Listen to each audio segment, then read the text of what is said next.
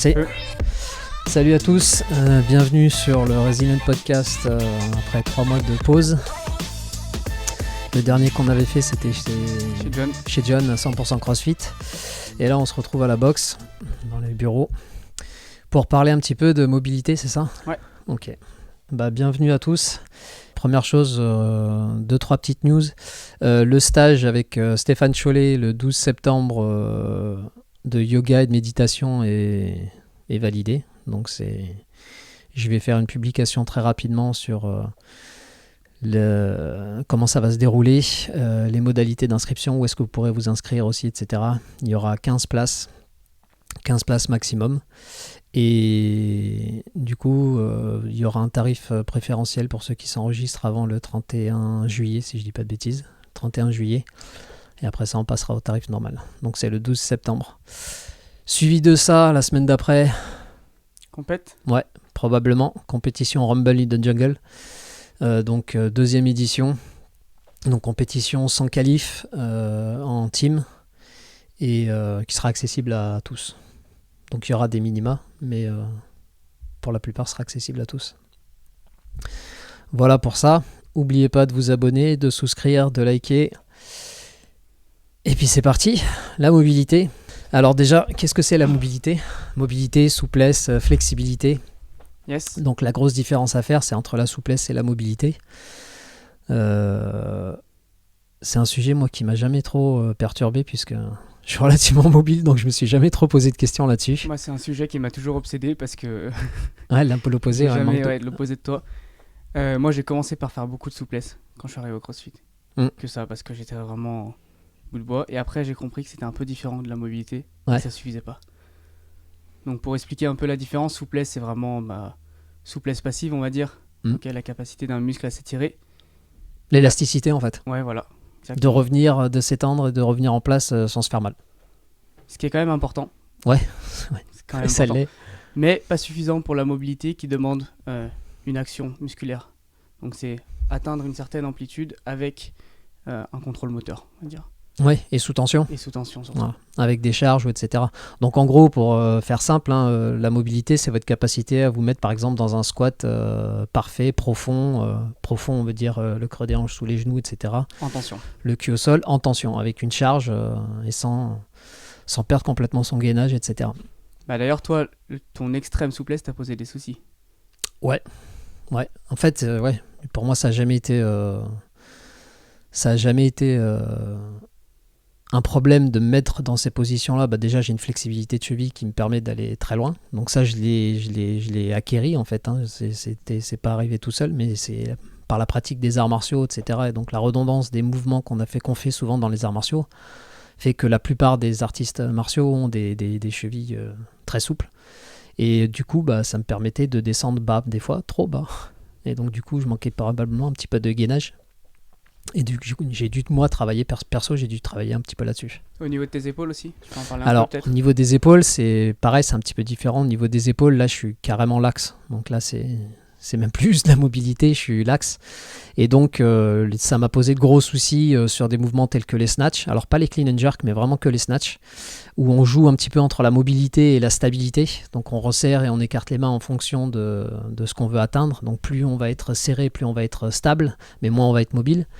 Et du coup, je me suis fait des subluxations de l'épaule 2 fois dans la même séance déjà, quand je m'entraînais avant dans une autre salle. Et ça m'est arrivé encore 1 ou 2 fois après. Donc ça m'a mis un peu dans l'appréhension du mouvement, du snatch. C'est pour ça que j'ai échoué toutes mes barres, absolument 100% de mes barres, je les ai échouées vers l'avant. Parce que je n'osais pas me mettre derrière. Ouais. J'avais peur en fait de la mettre derrière et de ne pas l'échouer derrière, mais de la retenir et que l'épaule elle se barre. Ouais. Et du coup, il a fallu que je fasse beaucoup de renforcement musculaire. Alors, pas forcément spécifique, mais le CrossFit m'a permis en fait de me renforcer au niveau des épaules, des dorsaux, des pecs, etc. Alors, le StrongFit aussi m'a donné quelques clés là-dessus. Même biceps aussi, parce que t'es un peu un... Ouais, en biceps, j'ai un petit peu, ouais. Donc ça, c'est... Après, les jambes, c'est pareil. À ce niveau-là, je suis... Mais bon, tout ça, c'est à force de faire les roulés de bras, les pratiques, etc. dans les arts martiaux, ça m'a un petit peu ouvert tout ça. Mais par contre, ça manquait un peu de tension musculaire, ça manquait un peu de muscle pour tenir le tout. Et du coup, dans les arts martiaux, comment t'as acquérir cette mobilité? Acquis cette mobilité? Par l'intermédiaire de la répétition des mouvements. En fait, on se posait pas trop la question. Alors, il y en a beaucoup dans les arts martiaux chinois ou autres qui font beaucoup de souplesse, proprement parlé, comme les danseuses et les danseurs qui viennent se mettre dans une position et qui restent 2-3 minutes dans la position en statique. Dans les arts martiaux chinois que j'ai fait, moi, quand j'étais en Chine, c'était un petit peu différent. On faisait ça... D'ailleurs, on faisait ça que sur les ischios. Quasiment que sur les ischios, et le reste était passé dans des positions un peu extrêmes, donc ce qu'on appelle les poubos ou des positions, les Cossack squats, mais des Cossack squats très profonds où on se déplaçait d'un côté et de l'autre, sans remonter forcément par la partie d'extension complète de jambes, on restait en fléchi, on restait le plus bas possible et on fait des déplacements comme ça. Et ça, forcément, à force, alors c'est sûr, on faisait du 100-150 reps tous les jours. À la fin, ton corps... Mais du coup, c'est intéressant parce que tu as acquis cette mobilité pas par des étirements totalement statiques, mais plus par du mouvement, justement. Non, toujours. Ça, c'est important. La mobilité de cheville, pareil. On faisait des squats où il fallait garder le dos bien droit, etc. Et donc, des air squats où il fallait garder le dos bien droit, donc il fallait forcément pousser les genoux vers l'avant. Il n'y avait pas de question.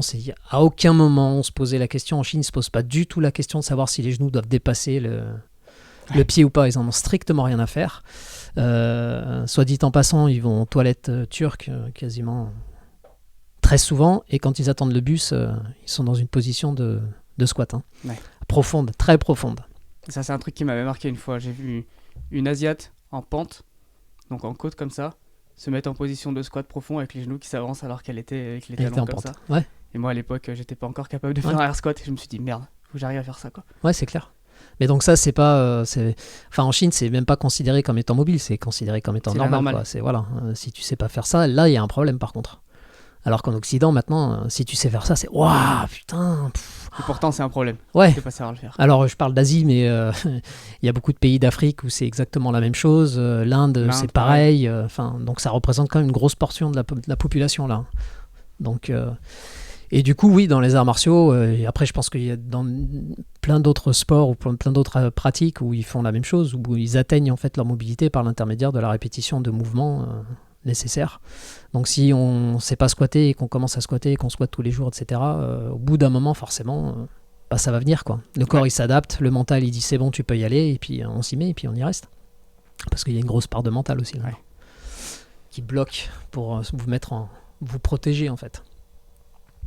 Et toi, du coup, tu as manqué de mobilité. Rugby en même temps. Rugby pendant 11 ans. Donc forcément, ça ne vient pas aider. Ouais, je me souviens, je suis arrivé ici, squat clinique, impossible de le faire. J'étais pas capable de me mettre en position de squat. Donc j'ai commencé par des étirements statiques au tout début. Ça m'a un petit peu aidé. Mais je m'étirais beaucoup, quoi. C'était 30 minutes, 1 heure tous les jours. Ouais. J'avais regardé les études qui disaient qu'il fallait tenir 2 minutes par position, donc je faisais ça. Jusqu'à ce que j'arrive à peu près être capable de faire un squat, mais j'avais besoin de me tenir quand même. Ouais. Et tu t'accrochais au poteau ? Ouais, je m'accrochais au poteau. Ouais. Et j'ai découvert assez rapidement Ido Portal. Tu sais, il avait fait un challenge. Les challenges 30 minutes par jour, c'est ça ? 30 minutes de squat pendant 30 jours. Pas de squat en position en position de accroupi, quoi. Ouais, accroupi. Sans chercher à forcer, il s'en foutait, il dit le dos, il peut s'arrondir, pas de souci. Ouais. Et juste essayer d'être capable de prendre cette position en repos.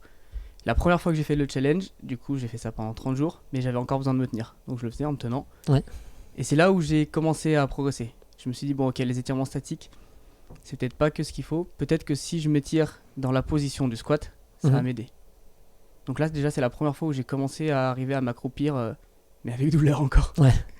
Avec douleur. Et quand j'ai commencé à réellement progresser en squat, c'est quand je me suis fait le défi squat everyday là pendant quelques mois. C'était sympa, ça. Ouais.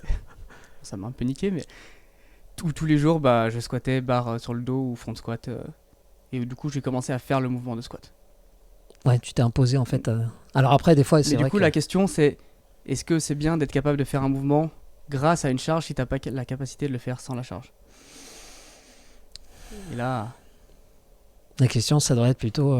Ou à quelle charge ? Oui, alors, ouais, bien sûr, il y a une notion de. Parce que moi, je pense que c'est poids. Un peu ça qui m'a niqué. Parce que la charge était trop importante. Je faisais du squat. Je faisais méthode bulgare, donc squat lourd tous les jours. Ouais. Et du coup, j'arrivais à faire un squat bien. Mais par contre, air squat, impossible. C'était toujours problématique, quoi. Ouais. Ouais, donc du coup, Ouais. En fait, ça, c'est une excellente question, ça. À savoir, est-ce que... Alors après, la question qui pourrait venir se poser, c'est d'où viennent les restrictions, en fait. Ouais. Qu'est-ce qui nous empêche de nous mettre dans telle ou telle position? Moi, dans ma tête, j'ai ma petite réponse qui est personnelle, etc. Pour moi, il y a une grosse part de mental. C'est le mental qui m'interdit, en fait, de me mettre dans une position où il considère que je risquerais de me faire mal. Et que si je l'habitue petit à petit à lui dire que, en faisant les mouvements, que effectivement, finalement, non, je vais pas me faire mal et j'ai la capacité de tenir, il va accepter et dans ce cas-là, j'aurai plus de capacité à me mettre dans cette position-là. Mais de manière générale, ça s'acquiert très lentement, c'est long, c'est lent et ça demande quand même du travail. Ouais. Et le fait de rester en statique longtemps, je pense que ça a son intérêt, ne serait-ce que pour donner cette notion mentale qu'on a la capacité en fait de rentrer dans ces positions-là sans se faire mal. Alors après, la notion de tension, elle vient après. Ouais, elle vient après.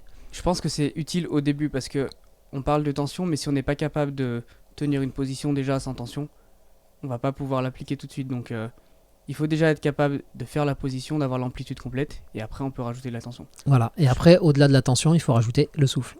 Ouais. Parce que c'est bien d'avoir la capacité de se mettre par exemple dans une position en overhead squat et de descendre en galérant comme pas deux et en retenant son souffle, en faisant des apnées énormes. Et puis après, il y a la capacité de le faire en respirant. Alors, dans la méthode Strong Fit, il y a un truc qui était sympa, c'était le comment ça s'appelle ? Thoracic opener. Le thoracic opener, ouais. Thoracic opener et l'oblique opener, où on vient placer une KB très lourde juste au-dessous du nombril. On prend une dumbbell et on essaye de descendre pour travailler sa position overhead. Alors souvent, les gens ont certaines capacités, ont des capacités de garder la tension nécessaire jusqu'à ce qu'ils commencent à respirer. Et là, à partir du moment où on rajoute le souffle, boum, ça y est, la mobilité a disparu. On n'a plus la capacité d'aller aussi loin. Et donc, on se voit bien que si on fait des répétitions où il est nécessaire de respirer pendant la répétition, ne serait-ce que de souffler ou etc., on va devoir rajouter ça aussi pour avoir la capacité d'atteindre les amplitudes nécessaires pour faire les mouvements. Donc, c'est vachement important ça. Alors après, on nous parle souvent j'avais lu un article, je ne sais plus quand c'était, sur la nécessité de faire de la souplesse comme faisaient les danseurs et les... Justement, ils le font de moins en moins, non ? Ouais, c'était ça. Qu'ils faisaient de moins en moins de travail. Enfin, ils font de moins en moins. Ils font toujours les exercices de mobilité, mais ils font plus des exercices de souplesse statique. Passive. Passive pendant 5 minutes ou je sais pas combien de temps ils pouvaient tenir, parce qu'ils allaient loin quand même, de 5 minutes sur un mouvement en étirant simplement un muscle. Mais tout à l'heure, tu parlais du mental. Je pense que c'est important parce que notre corps, là, notre priorité, c'est de nous protéger. Et je sais plus qui c'est, j'avais vu The Motion Guy, je sais pas si tu connais, c'est un gars qui fait des trucs de fou, un peu du style Ido Portal. Ouais. Il explique, il dit, on peut voir notre articulation ou nos muscles comme des élastiques, et s'il y a un élastique qui est vraiment trop fin, on n'a pas envie de tirer dessus. Non. Et du coup, si on a un muscle ou une articulation qui est trop faible, on va pas avoir envie d'aller chercher les amplitudes qui pourraient nous mettre en danger. Et donc dans ce cas-là, les étirements statiques, c'est pas la solution, parce que c'est que notre corps est trop faible, et notre corps nous dit attention, doucement, tu risques de te faire mal, quoi. Ouais. Et ça, c'est important, je pense. Et c'est là où il faut switcher un peu des étirements statiques à quelque chose de plus dynamique et arriver à créer des tensions. C'est pour ça que j'aime bien les oblique openers, thoracic openers. Oui, parce que là, on crée une tension. On est obligé de garder une vraie tension. Alors après, la problématique, c'est que c'est relativement difficile parce qu'il faut créer une tension volontaire et pas simplement laisser le poids faire le travail. Et donc quand on vient intégrer en plus une notion de tension volontaire en plus d'un étirement, etc., ou d'un travail de mobilité, forcément là, ça c'est comme tout, ça demande toujours de le faire en conscience, quoi. Ouais, c'est ça. Ouais. Et c'est ce qui pose problème pour beaucoup de personnes. Problème, Parce que déjà, il y a pas mal de personnes qui n'ont pas forcément la connaissance anatomique nécessaire pour savoir quand ils se mettent dans une position, qu'est-ce qu'ils sont en train de travailler. Qu'est-ce qu'ils travaillent quand ils se mettent, par exemple, alors souvent, on sait tous comment étirer ses ischios, comment travailler un peu la mobilité des psoas, enfin vite fait, parce que quand on dit psoas, des fléchisseurs de hanches. Mais après, quand on vient travailler, par exemple, au niveau de l'épaule, il y a beaucoup de muscles qui rentrent en compte. Et là, ça peut devenir un peu plus difficile. On peut ne pas comprendre pourquoi est-ce qu'on n'arrive pas à lever, par exemple, ses coudes, que c'est pas forcément simplement l'épaule ou les poignets, ou etc., mais qu'il y a les dorsaux qui rentrent en compte et que ce serait peut-être plus intéressant de venir étirer des muscles ou de travailler la mobilité des dorsaux. Le front track, c'est un bon exemple. Exact, c'est parfait, quoi. Voilà, c'est souvent ça. Mais le problème, c'est comment est-ce qu'on vient faire de la mobilité là-dessus, parce que c'est pas les muscles qu'on a l'habitude de venir travailler en mobilité ou en souplesse. De manière générale, la souplesse, de toute façon, on a tendance à le faire un peu plus bas du corps que haut du corps. C'est facile, complètement. C'est quasiment 100% du temps, c'est les jambes. Quand on parle de souplesse, les gens ils pensent au grand écart facial. Jean-Claude Van Damme. Entre deux camions, etc.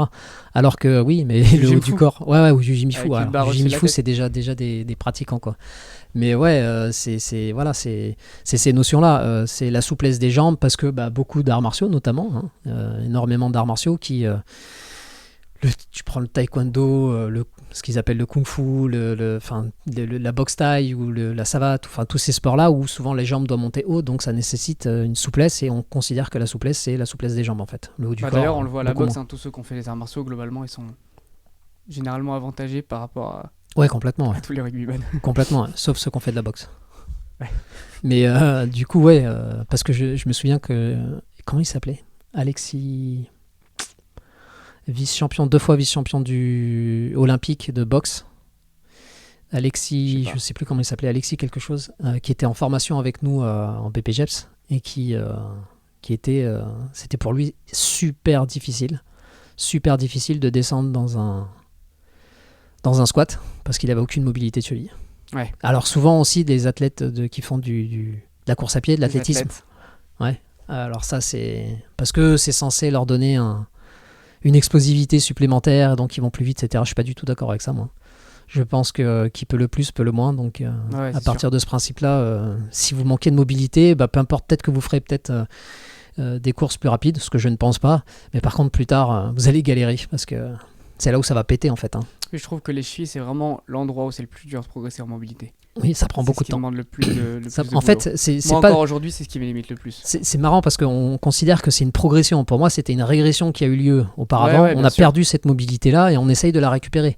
Parce que mes gosses, mobilité de cheville, ils ne se posent pas la question.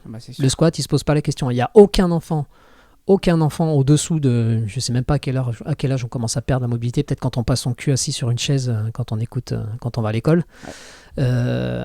Aucun enfant qui n'a pas cette mobilité-là de base. Mais moi, je le vois avec les kids, les enfants de 6-10 ans ont beaucoup moins de problèmes de mobilité que ceux de 12-14 ans. Ouais, ça y est, ça commence à cet âge-là. À partir de 10-12 ans, suivant les enfants, ça commence à régresser. On reste assis sur une chaise, on passe nos journées assis sur une chaise. Les activités sportives sont des activités dynamiques, foot, basket, etc., où on ne vient pas trop travailler cette mobilité. Oui, et tout le monde n'en fait pas. On ne vient pas forcément travailler cette mobilité-là. Donc, à aucun moment, on fait des mouvements d'amplitude complète, fonctionnels, venez faire du crossfit.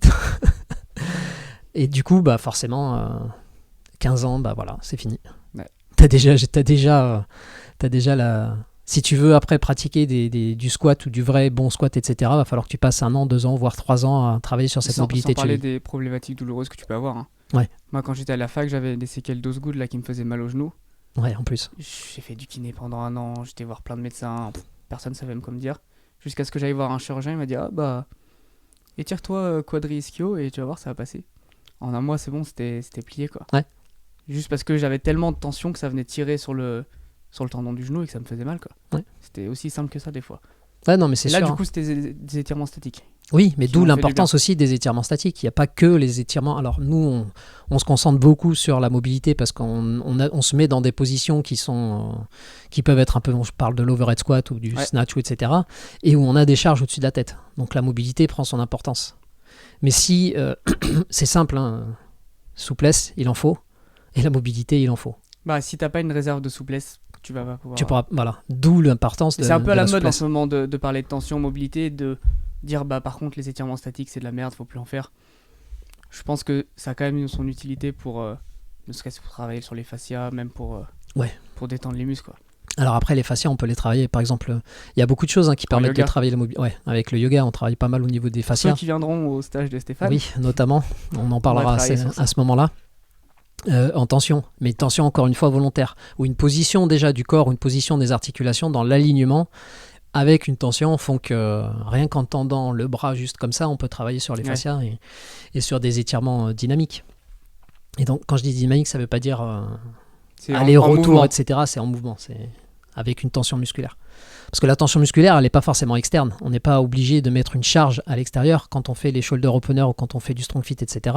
La charge vient nous aider en fait à trouver cette tension, mais on a la capacité, sans aucune charge, de se mettre en tension. De le faire sans charge. J'ai pas besoin de charge pour faire les shoulder openers. Tout comme j'aurais pas forcément besoin de charge pour faire les oblique openers. Si je mets une kettle sur mon ventre, c'est pour me donner un retour sur ce que je suis en train de faire. Mais je peux enlever la kettle et engager mes obliques sans la kettle. Aujourd'hui, je peux le faire. À l'époque, je pense pas, parce qu'il fallait avoir un retour. D'ailleurs, il n'y avait pas que la kettle, il y avait quelqu'un qui venait pousser sur la kettle. Donc, après, il y a pas mal de choses aujourd'hui qui sont faites pour travailler sur la mobilité, notamment dans le CrossFit. Il y a des applications telles comme RomWOD, GoWOD, etc. Ouais. Après, GoWOD, ça reste très... Alors, peut-être que ça a changé, mais moi, à l'époque, quand j'ai essayé, ça restait très statique. Il y avait pas mal de statique, ouais. Je pense qu'il faut aller chercher autre chose aussi, mais c'est quand même une très bonne base, quoi. Mais, ouais. Qu'est-ce qu'il y a d'ailleurs comme personne que les gens peuvent aller chercher sur YouTube, etc. en termes de mobilité? Il y a Kelly Starrett qui fait beaucoup de... qui a été Kelly Starrett, c'est beaucoup aussi sur les massages, sur les massages, l'utilisation des balles, l'utilisation des pressions, comment ça s'appelle, le Voodoo Floss, énormément de travail avec Voodoo Floss, etc. Et lui, ça a été le pont de la... D'ailleurs, j'ai son bouquin, là. Becoming Subtle Leopard. Ouais. Ça a été un des ponts de la mobilité dans le CrossFit et qui a été à l'origine de plusieurs petites heures entre certaines personnes dans le CrossFit parce que c'était un des premiers vraiment à parler de mobilité en fait. Il y en avait peut-être avant, moi j'étais pas au courant, mais en tout cas lui il est vraiment rentré dedans. Puis vu que son passé c'est pas crossfitter, et tout ça. Vu que son passé c'est pas crossfitter, il est kiné, ostéo, etc. Il a vraiment attaqué le CrossFit de son point de vue, du point de vue à ce niveau-là, et du coup il a apporté beaucoup d'informations. Les automassages, les Voodoo Floss, ça vient de lui. Si c'est pas lui, les petites bandes les petits morceaux de barres qu'ils ont créé Rogue pour se faire des massages, s'automasser, etc. Ah ouais. Ça vient de lui aussi. Il y a beaucoup de choses qui sont d'origine. Alors après, il dit pas forcément que tout ce que tout le monde a envie d'entendre, mais en tout cas, il a quand même bien participé à cette notion de mobilité en CrossFit. D'ailleurs, il a une application qui est pas mal, je crois, ça s'appelle The Ready State. J'avais essayé. Ouais. Il en parle beaucoup sur les réseaux sociaux, etc. Ça, c'est pas mal. Je trouve ça un peu plus complet que GoWOD ou RomWOD, qui sont que statiques. Ça va un petit peu plus loin, je trouve. Moi, RomWOD, ce qui m'avait pas plu, c'était les notions de respiration. RomWOD, c'était vraiment... Il faisait des rétentions, il y avait des rétentions, etc. Sauf que les rétentions... Et RomWOD, c'était vraiment des... Alors, autant GoWOD, c'est souvent 1 minute, 2 minutes. Alors, ce qui est vraiment intéressant... GoWOD, c'était des fois très très long. Ce qui est vraiment intéressant sur GoWOD, c'est qu'ils te font un assessment. Ouais. Il y a un assessment dès le départ. D'ailleurs, j'en parlerai peut-être dans une vidéo où je vais proposer un petit défi, peut-être mobilité, justement. Ouais, ça, c'est top. Et du coup, ils font un assessment, donc ils testent un peu, ils vous mettez dans plusieurs positions, etc. Et ça vous donne un pourcentage de mobilité et les éléments sur lesquels vous devriez vous améliorer. Donc je pense que c'est pareil que Beyond the Whiteboard, etc. Ça doit être en fonction et en rapport avec tous les résultats qu'ils ont pu avoir. Non, c'est par rapport au degré de posture que tu as. Au degré de posture de 100% à 0%. Ouais, c'est ça. D'accord.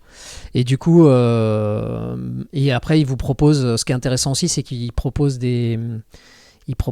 comment ça s'appelle ? Des pré-WOD. Des pré-WOD, post-WOD, 5, 10, 15 minutes, etc. Et donc, il y a plein de mouvements de mobilité. Donc, ce qui est intéressant là-dedans, c'est qu'on apprend des mouvements qu'on peut mettre en place, qu'on ne connaissait pas forcément avant, qui viennent travailler sur les zones nécessaires. Ce qui est pas mal avec GoWOD, c'est que c'est vraiment pratique aussi. Il suffit de suivre, il y a un petit chronomètre que tu lances et ça peut même se faire en faisant autre chose. Donc, ça permet de faire des étirements sans trop de contraintes, quoi. Ouais, je l'ai fait, moi j'avais fait l'assessment et voilà, j'avais 86% de mobilité et avec un joli petit 50% en termes de hanches. Moi j'avais 47. De mobilité ? Ouais. Sur le général ? Faudrait que je refasse. Ah ouais. Pour voir. Je pense que j'ai bien amélioré, mais au début c'était pas top. Ouais. Mais bon, voilà, vu que je suis laxe, etc., tout ce qui était en niveau d'épaule, j'avais quasiment 100% partout. Par contre, en termes de hanches, j'avais 50%. Donc les hanches, il va falloir... Et d'ailleurs, c'est ce que je fais depuis un petit bout de temps, travailler spécifique sur les hanches. Probablement pas assez, parce qu'il faut le faire vraiment beaucoup, et puis c'est bien que ce soit vraiment redondant et quasiment tous les jours, de travailler un petit peu sur ces éléments. Alors je parle pas de faire, de tenir 10 minutes dans une posture sans bouger ou quoi que ce soit, mais il y a pas mal de travail qu'on peut faire. Donc notamment des travails un peu plus dynamiques. Regardez les applications, voyez quelles sont vos restrictions, et en fonction de vos restrictions, travailler sur ces éléments-là, en tension, sans tension, un peu dans toute l'évolution, dans tout le domaine en fait des choses que vous pouvez faire. Après ça, il y avait donc Gormod, GoWood, Kelly Starrett. Après sur YouTube, il y a beaucoup de choses. Moi, les routines de Ido Portal sur le squat, il y a des trucs pas mal. Il faut taper Ido squat routine ou un truc comme ça. Ouais, alors lui il fait beaucoup de choses. Lui c'est vachement intéressant aussi parce que beaucoup des choses qu'il fait c'est en mouvement. C'est tout en mouvement. Et du coup c'est intéressant. Et là par contre, ce qui va être important, ça va être la répétition. Donc le nombre de mouvements que vous allez réaliser pour travailler sur les éléments restrictifs. Ido Portal, il y en avait un autre mais j'arrive pas à me souvenir. Bon, il y en a beaucoup. Il y a un français là sur Instagram, je crois que c'est The Motion Guy ou un truc comme ça. Il partage pas mal de trucs. Il fait des 6-6 squats en déficit avec les genoux qui s'avancent. Qui va devant. Et il remonte après. Ça c'est énorme. Ouais, c'est solide. Hein. Ouais. Tout à l'heure, on parlait du mental un peu. Ouais. On disait la priorité pour notre corps, c'est de protéger, d'être en sécurité. Et c'est vrai que des fois, par exemple, une instabilité de la colonne, ça peut provoquer des restrictions au niveau de l'épaule. Et une instabilité de la colonne, ça peut même être provoqué plus loin par une immaturité du système vestibulaire ou un truc comme ça. Et c'est là où le travail neuro qu'on a vu avec John un peu rentre en compte, je pense. Moi, ça m'a énormément aidé. Ça a été un gros game changer sur ma mobilité depuis que je le fais. Donc là, le travail neuro, il fait référence à l'Institut IP, Mathieu Boulet, etc. Ouais. Et d'autres. Et très simple, ce que je fais avec John, il me fait travailler sur le système tactile. Donc c'est pour ça qu'on utilise ces petites balles. La proprioception et le système vestibulaire, l'équilibre, etc. Et on se rend compte que, enfin moi je me rends compte en tout cas, que des fois juste, sans forcément chercher le muscle, juste rouler la balle au niveau de la main, ça m'aide sur ma mobilité thoracique. Alors ça, il y avait au niveau des pieds. Je me rappelle en BPGEPS, on avait un formateur qui s'appelait Olivier Bollier, qui nous avait fait faire une expérience. Avec le stylo ? Non, il nous avait fait un truc tout con où on essayait alors debout, on essayait de venir toucher nos pieds en flexion, et après on enlevait nos chaussures, on se faisait un massage du pied, etc. Et tout de suite on gagnait 10 cm de mobilité. Après il y a plusieurs trucs. Des fois détendre certains muscles, ça permet de gagner de la mobilité. Donc c'est des fois masser la voûte plantaire, on est tous un peu tendus de ça, donc ça peut aider. Mais le système tactile, c'est encore un petit peu différent. Mais ça peut jouer. C'est comme, on a parlé tout à l'heure des voodoo floss, là, les bandes. Il y a d'autres trucs, il y a le gua sha, le scrapping. Ça, il y avait des vidéos exceptionnelles. Ça, pour moi, c'est un des trucs, j'en ai à la maison, c'est le truc qui fonctionne le mieux. Comment il s'appelait The Strength Sensei. Poliquin, qui avait fait une vidéo aussi avec, comment il s'appelait, Klokov, où tu le voyais effectivement masser la mâchoire et il gagnait 15-30 degrés de mobilité en mobilité de hanche quand il était assis sur une table. Ouais, mais il y a l'autre aussi, là, l'allemand, tu sais, il avait fait un truc sur le squat. Il en parle, il dit c'est un peu différent. Des fois, c'est juste que tu vas chercher de la douleur. Oui, non, mais là c'était pas, ça lui faisait pas forcément mal. Alors après, je sais, peut-être que t'as raison, peut-être que ça les. Je crois que au niveau de la mâchoire, c'est parce que tu viens. Ouais, tu te mets en mode, tu te mets en sympathique à donf et donc du coup tu augmentes tes capacités. En mode survie, etc. du coup. Ouais, c'est pour ça qu'il y en a beaucoup qui essayent qui se tapent dessus, etc. avant de faire des grosses barres. Je le faisais à un moment, j'en abusais même avant mes. Un RM d'haltéro de venir se faire mal un peu. Ouais, parce que là du coup on passe en mode survie. En gros on vient chercher des capacités qui sont simplement réservées à notre survie pour réussir à faire pas des exploits mais des choses un peu. Au quotidien. Non, vaut mieux éviter quoi. Par contre, se masser la main 2 secondes. Ouais, ça c'est d'une simplicité en plus. C'est juste aller chercher du potentiel qui est déjà en nous en fait. Oui, c'est ça, mais tout le potentiel est toujours en nous. Ouais. On est toujours latent, après il faut aller le débloquer quand il est bloqué ou il faut aller le chercher quand on l'a jamais été aussi loin. Ouais. Et du coup, pareil, l'équilibre, si notre corps est pas en équilibre, si on galère déjà à tenir debout, des fois on s'en rend pas compte, mais la position debout, elle a un coût pour tout le monde.